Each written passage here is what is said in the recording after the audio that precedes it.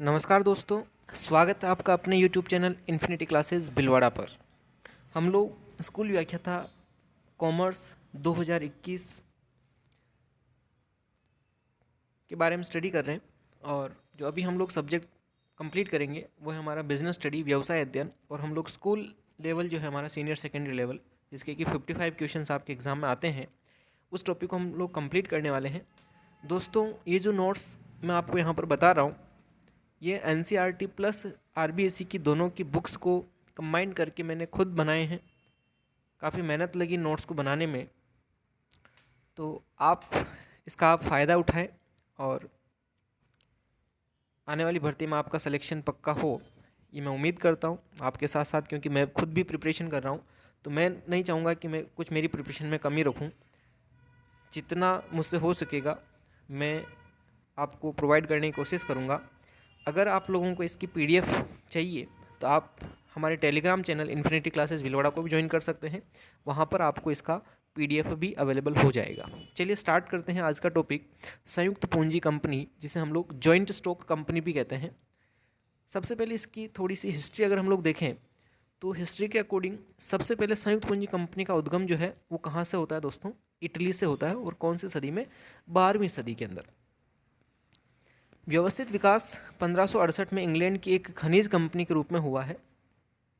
तो वास्तविक विकास कब हुआ है इसका? 1568 में। कहाँ से? इंग्लैंड से होता है। उसके बाद सन 1600 ईस्वी में ईस्ट इंडिया कंपनी की स्थापना होती है, जो कि भारत में आती है व्यापार करने के उद्देश्य से, लेकिन धीरे धीरे उसने शासन करना प्रारंभ कर दिया।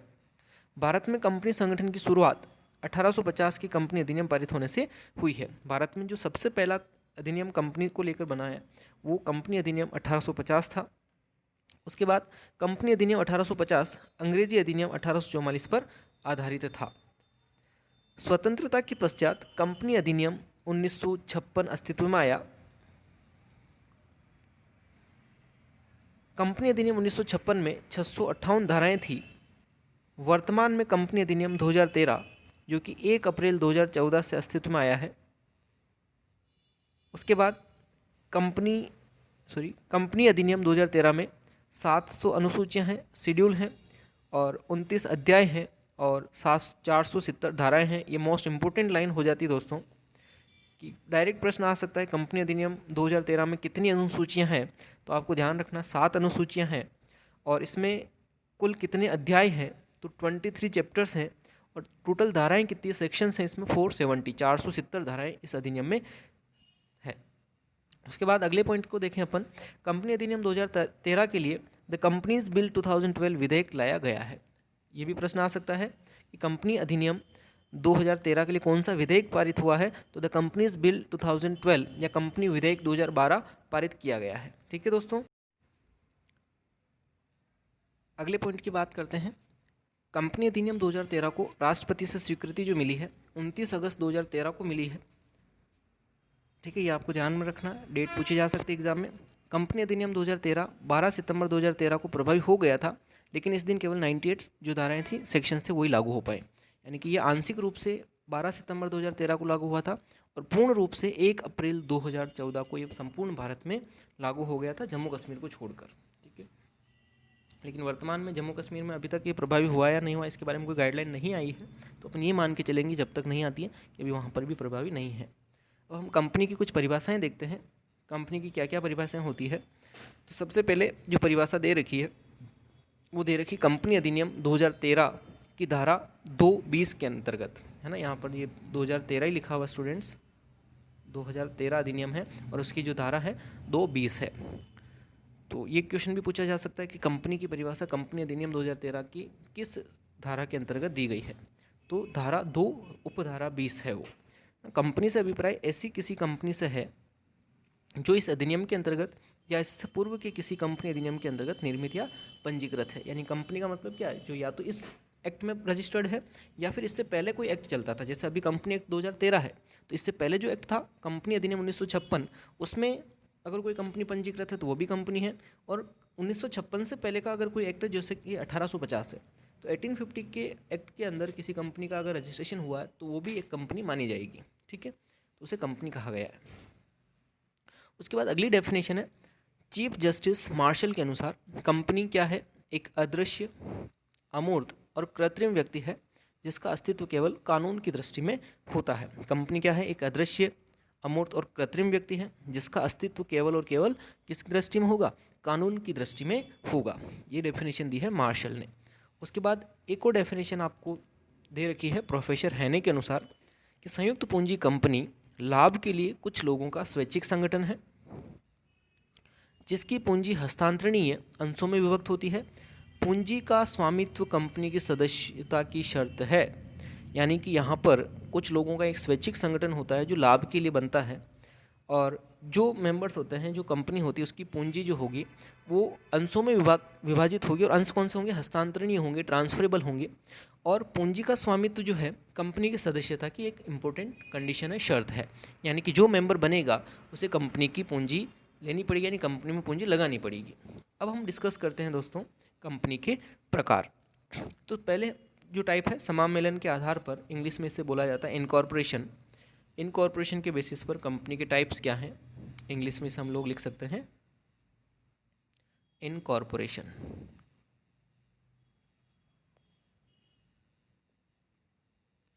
इनकॉर्पोरेशन, तो इनकॉर्पोरेशन के बेसिस पर 3 टाइप की कंपनी से शाही कंपनी, जिसे चार्टर्ड कंपनी भी कहा जाता है, पंजीकृत कंपनी और विशेष अधिनियम द्वारा बनाई गई कंपनी। चलिए सबसे पहले हम डिस्कस कर रहे हैं शाही कंपनी। जब राजशाही घरानों के आदेश पर कंपनी की स्थापना की जाती है तो उसे शाही कंपनी कहा जाता है। जैसे ईस्ट इंडिया कंपनी है ना। ईस्ट इंडिया कंपनी क्या है? जो ब्रिटेन का राजघराना था उसके आदेश पर ये कंपनी बनी थी कि ये कंपनियां निर्माण कर दिया जाए। भारत में उसने व्यापार करने के उद्देश्य से भारत में आई थी, लेकिन धीरे धीरे उसने शासन करना प्रारंभ किया था। तो ईस्ट इंडिया कंपनी जो है वो एक तरह की शाही कंपनी या चार्टर्ड कंपनी का एग्जाम्पल है। लेकिन वर्तमान में भारत में इस प्रकार की किसी कंपनी को, इस प्रकार की किसी भी प्रकार की कोई कंपनी भारत में नहीं है। ठीक है, अब हम बात करते हैं अगले टाइप, जिसका नाम है पंजीकृत कंपनियां। वे कंपनियां जिनका पंजीयन वर्तमान या पूर्व के किसी कंपनी अधिनियम में हुआ हो उसे पंजीकृत कंपनियां कहा जाता है। यानी कि या तो इस अधिनियम में, जो कि 2013 अधिनियम है, या फिर इससे पहले का जो कोई अधिनियम था, जैसे 1956 था या 1850 था, उसमें अगर इनका रजिस्ट्रेशन हुआ है तो उसे हम लोग पंजीकृत कंपनी कहेंगे। ठीक है, फिर आती है विशेष अधिनियम द्वारा बनाई गई कंपनी। जब संसद किसी विशेष कार्य के लिए विशेष अधिनियम को पारित करता है, तत्पश्चात इस अधिनियम के अंतर्गत कंपनी का गठन किया जाता है तो उसे विशेष अधिनियम द्वारा बनाई गई कंपनी कहा जाएगा।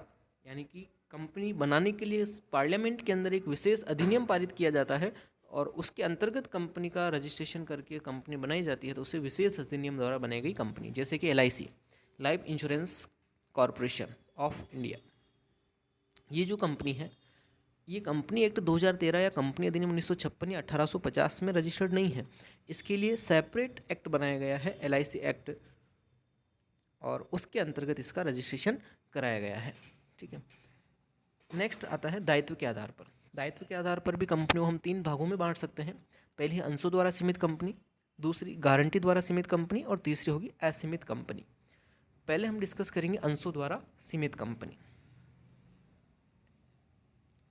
कंपनी के सदस्यों का दायित्व उनके द्वारा लगाई गई पूंजी तक सीमित होता है।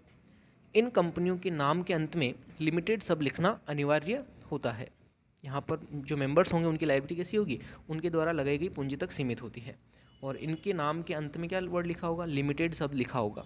निजी कंपनी, सार्वजनिक कंपनी तथा एक व्यक्ति कंपनी अंशों द्वारा सीमित कंपनियां होती है।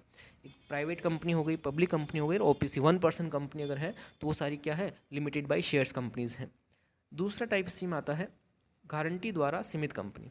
सदस्यों के दायित्व उनके द्वारा दी गई गारंटी तक सीमित होते हैं। यहाँ पर जो सदस्यों के दायित्व होंगे, कैपिटल के अलावा कुछ मेंबर्स जो हों वो एक्स्ट्रा लायबिलिटी के लिए गारंटी देते हैं कि हम इतनी लायबिलिटी अगर आती है तो हम गारंटी देते हैं कि हम पैसा दे देंगे। तो ऐसी स्थिति को हम लोग बोलते हैं गारंटी द्वारा सीमित कंपनी। और जो गारंटी द्वारा सीमित कंपनी होगी, इसकी जानकारी आपको कहाँ दे रखी होगी? पार्षद सीमा नियम, जिसको इंग्लिश में कहा जाता है मेमोरेंडम ऑफ एसोसिएशन, उसमें इसकी जानकारी लिखी हुई होती है। दोस्तों, पार्षद सीमा नियम से एक क्वेश्चन पूछा हुआ है फर्स्ट ग्रेड के अंदर कि पार्षद सीमा नियम वह प्रलेख जिससे कंपनी एवं बाहरी व्यक्तियों के मध्य संबंध को व्यक्त किया जाता है, तो वो डॉक्यूमेंट कौन सा होता है? पार्षद सीमा नियम। ये कंपनी के बाहरी व्यक्तियों के जानकारी और उनके रिलेशन को बताता है। और एक होता है आर्टिकल ऑफ एसोसिएशन। तो आर्टिकल ऑफ एसोसिएशन जो होता है, आंतरिक सीमा नियम जो होता है, वो कंपनी के इंटरनल मैटर्स के बारे में बताता है, मैनेजमेंट के बारे में बताता है, यानी आंतरिक संबंधों को व्यक्त करने वाला प्रपत्र आर्टिकल ऑफ एसोसिएशन, और बाहरी संबंधों को व्यक्त करने वाला मेमोरेंडम ऑफ एसोसिएशन होता है। सॉरी।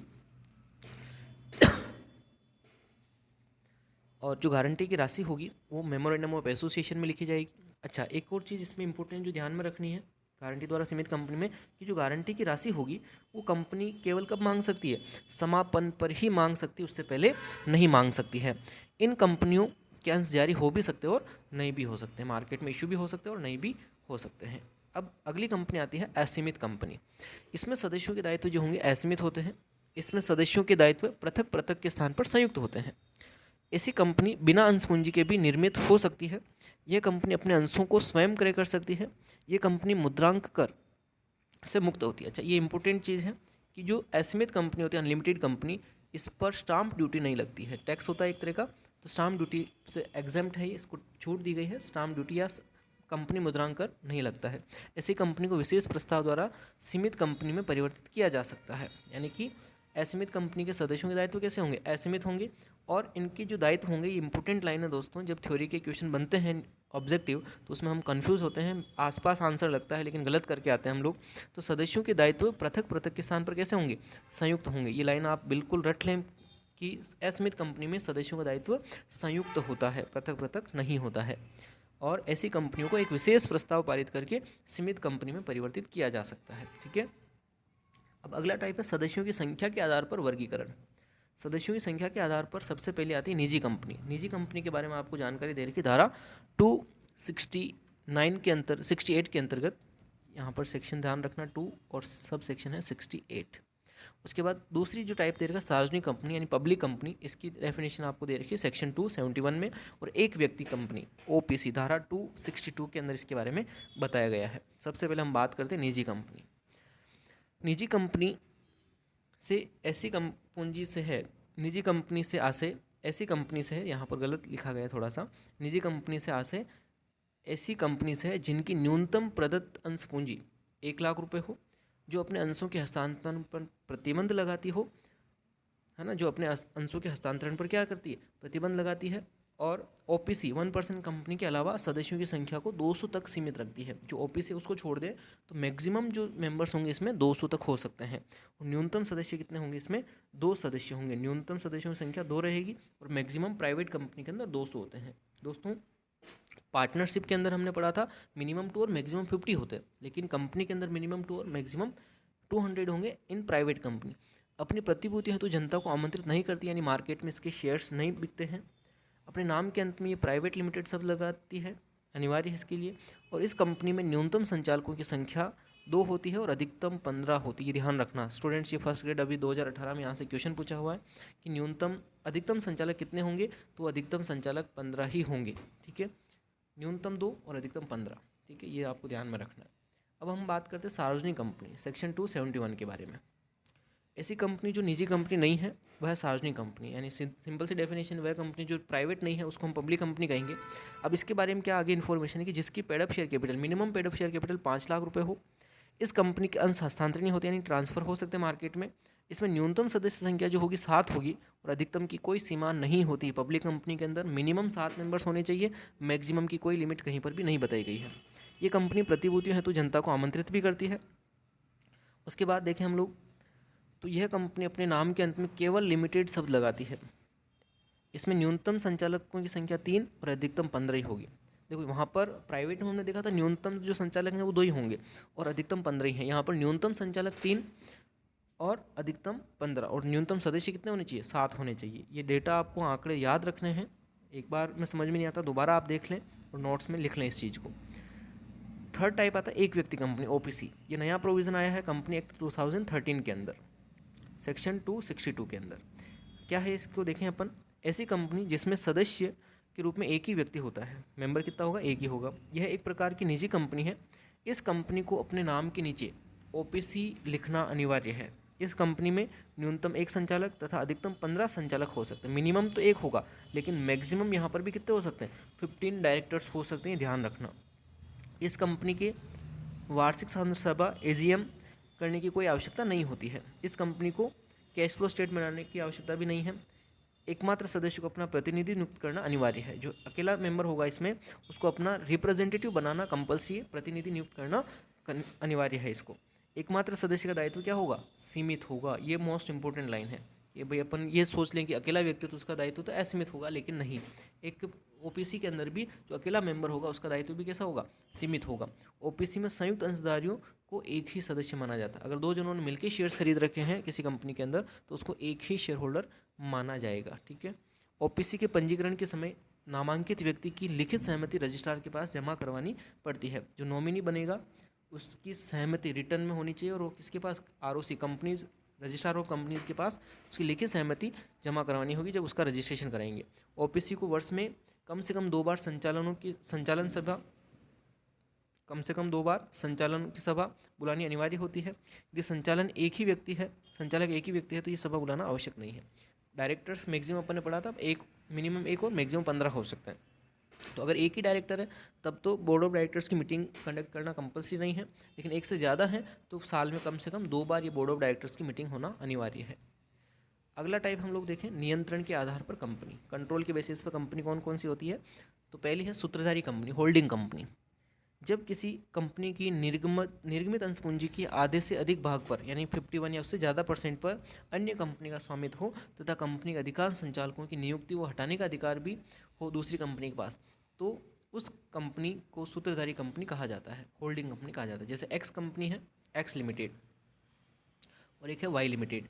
अगर एक्स ने 51% शेयर कैपिटल वाई की खरीद रखी है और सारे बोर्ड ऑफ डायरेक्टर्स पर कंट्रोल भी किसका है? एक्स का है, तो ऐसी कंडीशन में एक्स जो है वो तो मानी जाएगी एच कंपनी यानी होल्डिंग कंपनी, और वाई कंपनी क्या हो जाएगी? सब्सिडरी कंपनी हो जाएगी। तो साई कंपनी, उस कंपनी को साई कंपनी कहा जाता है जिसके ऊपर किसी अन्य कंपनी का नियंत्रण होता है। जैसे यहाँ पर ए लिमिटेड, इसने बी लिमिटेड के 51% शेयर्स को खरीद लिया, तो यहाँ पर ए कंपनी जो है वो कौन सी हो जाएगी? होल्डिंग हो जाएगी, और बी कंपनी जो है वो सब्सिडरी या सहायक कंपनी मानी जाएगी। उसके बाद हम बात करते हैं स्वामित्व के आधार पर कंपनियों के प्रकार देखें तो सरकारी कंपनी, सेक्शन 2 सब सेक्शन 45। ऐसी कंपनी जिसकी 51% या इससे अधिक प्रदत्त अंशपूंजी केंद्र सरकार के पास हो, राज्य सरकार के पास हो या केंद्र और राज्य सरकार के पास हो, तो ऐसी कंपनी को सरकारी कंपनी कहा जाता है। यानी कि ऐसी कंपनी जिसका 51 या उससे ज़्यादा % शेयर होल्डिंग जो है वो या तो सेंट्रल गवर्नमेंट के पास हो, या पूरा का पूरा स्टेट गवर्नमेंट के पास हो, या फिर कुछ हिस्सा स्टेट गवर्नमेंट के पास, कुछ हिस्सा सेंट्रल गवर्नमेंट के पास कंबाइंडली हो, तब भी उसे क्या कहा जाएगा? गवर्नमेंट कंपनी कहा जाएगा। यहाँ पर एग्जांपल से बता रखा है, XYZ लिमिटेड है तो या तो 50% सेंट्रल गवर्नमेंट के पास हो, 51% सेंट्रल गवर्नमेंट के पास, या 51% स्टेट गवर्नमेंट के पास, या 50% मिला के सेंट्रल और स्टेट दोनों के पास हो, तो उसे हम गवर्नमेंट कंपनी या सरकारी कंपनी कहेंगे। फिर आती गैर सरकारी कंपनी, ऐसी कंपनी जो सरकारी कंपनी नहीं उसे हम लोग गैर सरकारी कंपनी कहेंगे। कुछ अन्य कंपनियाँ हैं, विदेशी कंपनियाँ, धर्मार्थ कंपनियाँ, और तो अन्य कंपनियों में हम लोग देख सकते हैं विदेशी और धर्मार्थ कंपनियां हैं। धर्मार्थ कंपनियां एक इम्पोर्टेंट है, कंपनी अधिनियम 2013 की धारा 8 के अंतर्गत ये कंपनीज रजिस्टर्ड होती है। विदेशी कंपनी ऐसी कंपनी जिसका समामेलन भारत के बाहर हुआ, यानी जिसका रजिस्ट्रेशन इनकॉर्पोरेशन भारत के बाहर हुआ हो, भले वो बिजनेस इंडिया में कर रही हो, उसे हम विदेशी कंपनी या फॉरेन कंपनी कहेंगे। धर्मार्थ कंपनी अधिनियम 2013 की धारा 8 के अंतर्गत, कंपनी अधिनियम 2013 की धारा 8 में पंजीकृत कंपनी धर्मार्थ कंपनी कहलाती है। इस कंपनी का उद्देश्य गैर लाभ होता है, यानी कि भलाई का काम करती है, वेलफेयर का काम करती है, इसका उद्देश्य लाभ कमाना नहीं होता है। चलिए अब हम लोग देखते हैं कंपनी की विशेषताएं, कैरेक्टरिस्टिक्स और फीचर्स ऑफ द कंपनी। सबसे पहला, कंपनी क्या होती है? एक कृत्रिम व्यक्ति होती है, आर्टिफिशियल पर्सन होती है, बिकॉज ये नेचुरल नहीं है। इसका निर्माण कानून के द्वारा होता है और कानून के द्वारा इसका समापन होता है। दूसरी विशेषता, कंपनी का अपने सदस्यों से पृथक वैधानिक अस्तित्व होता है, यानी सेपरेट लीगल एंटिटी इंग्लिश में कहें तो सेपरेट लीगल एंटिटी होती है, मेंबर्स अलग है, कंपनी अलग होती है। यानी कंपनी के मेंबर्स पर्सनली लायबल नहीं होते, उनका दायित्व सीमित होता है। कंपनी का शाश्वत उत्तराधिकार है, परपेचुअल सक्सेशन, यानी कि कंपनी अजर अमर, सीधा हम कहें तो कंपनी कभी मरती नहीं है। मेंबर्स आते रहते हैं जाते रहते हैं, लेकिन कंपनी हमेशा शाश्वत है, वो कभी मरेगी नहीं। कंपनी का नियंत्रण निदेशक मंडल द्वारा किया जाता है, जो कंट्रोल होता है वो बोर्ड ऑफ डायरेक्टर्स या निदेशक मंडल द्वारा किया जाता है। उसके बाद नेक्स्ट, सदस्यों का दायित्व सीमित होता है। कंपनी के जितने भी मेंबर्स हैं उसकी लायबिलिटी कैसी होगी? लिमिटेड होगी। पार्टनरशिप हमने पढ़ा था अनलिमिटेड होती, लेकिन यहाँ पर लिमिटेड है। कंपनी की एक सार्वभौम मुद्रा भी होती है जिसको हम इंग्लिश में बोलते हैं कॉमन सील। कंपनी क्या होगी?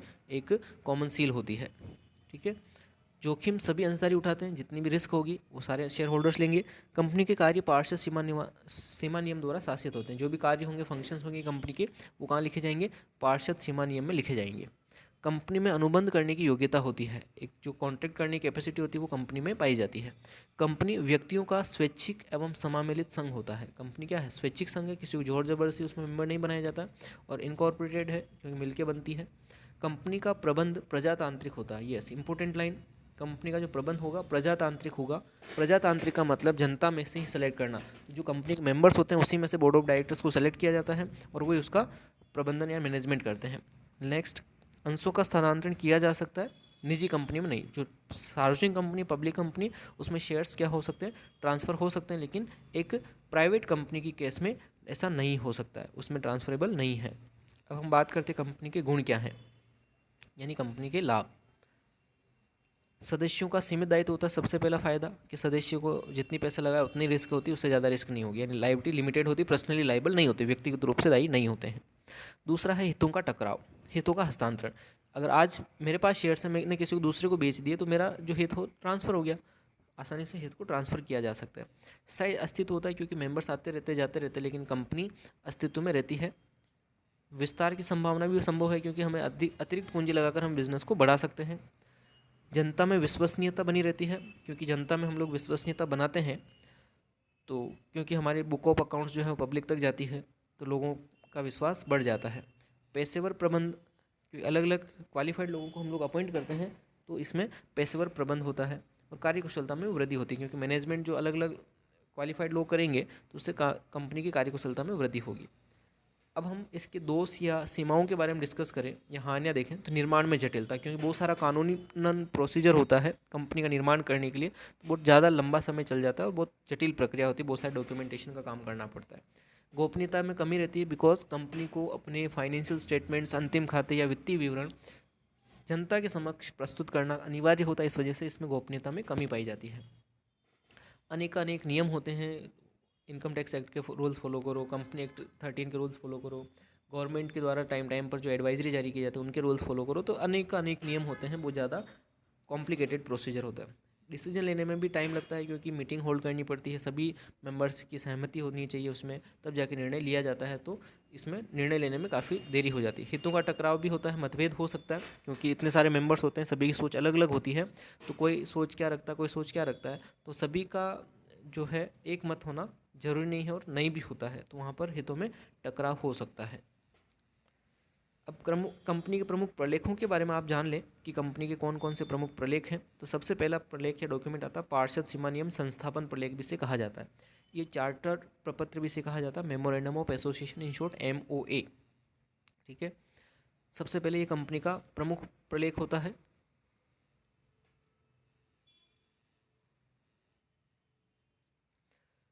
कंपनी का प्रमुख प्रलेख होता है, इसे चार्टर प्रपत्र भी कहा जाता है। यह कंपनी के उद्देश्यों को परिभाषित करता है। कंपनी का उद्देश्य क्या है? ये कंपनी तथा बाहरी अन्य पक्षों के मध्य संबंध को दर्शाती है। ये पॉइंट आ गया, ये क्वेश्चन डायरेक्ट फर्स्ट ग्रेड में पूछा गया था कि यह कंपनी तथा बाहरी अन्य व्यक्तियों के मध्य संबंध को दर्शाता है। यह सार्वजनिक कंपनी के लिए बनाना अनिवार्य है, प्राइवेट कंपनी के लिए बनाना अनिवार्य नहीं, लेकिन जो पब्लिक कंपनी है उसके लिए इसे बनाना कंपलसरी है।